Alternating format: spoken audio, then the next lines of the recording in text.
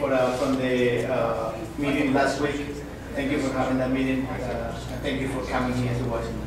I have 2 points to make, and I want to ask you these questions. As Latinos, we have many issues in regard to what America problems have. The problems that we are all America's face. But as Latinos, we also face the discrimination and the insults that a lot of right-wing groups always inflict in our people, in our community. My question to you guys is, what are we going to do to that? Because as Republicans, we could discuss the issue, but also we have to discuss the issue in a civil manner, in a civil way, as gentlemen and as ladies. I don't think that that kind of discussion, in a way, is insulting to the community, is good for the Republican and the Conservative movement. So the first question is, what are we Hispanics going to do? My second question is, since the Republican Party, and in some groups in the Republican Party, have neglected us, and also have neglected the African communities, our question is, what are we going to do to stop that neglection? Are we going to start putting our boots, going to the neighborhoods, and really embrace the conservatism that we, the Latinos, have?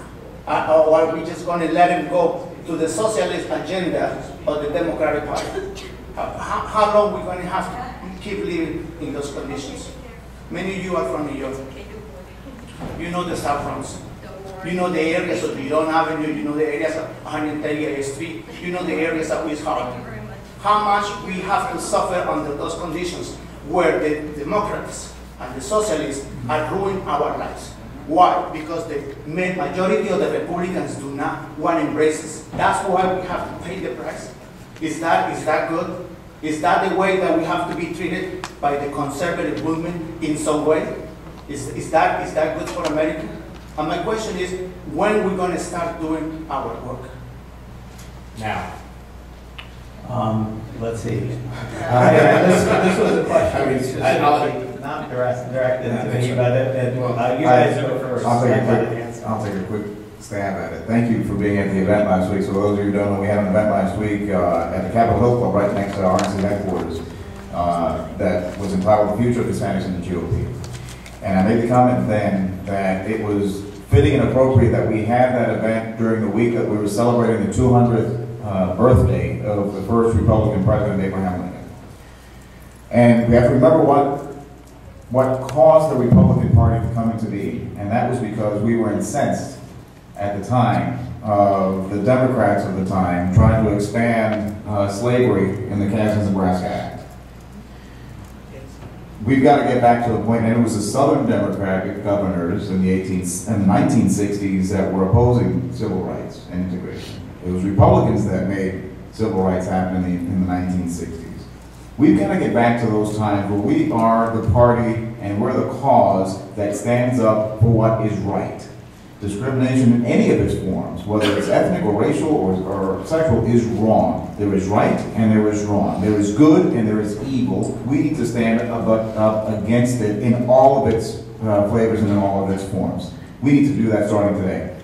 The other thing we need to do, to answer your question specifically, is whether it's activities against Hispanics, against blacks, against anyone, we need to stand up and call it out whenever it happens.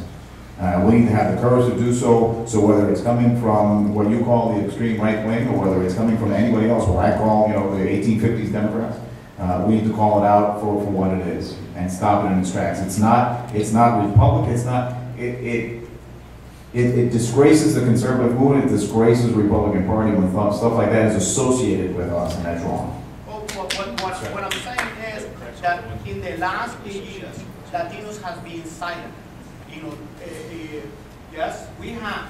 We're talking from the audience. We're talking from the audience. There's an angry man. Well, I want to add real quick, and I'll tell you that one of the catalysts for starting the Hispanic Leadership Fund is precisely that. It's precisely because there needs to be an ideological, nonpartisan organization that can stand up on principle and can defend those principles and work with people who believe in the same principles when necessary, and respectfully but aggressively criticize folks who may have different opinions, including on issues that you bring up about respecting the community and talking a certain way, and that. So that's exactly what we're doing.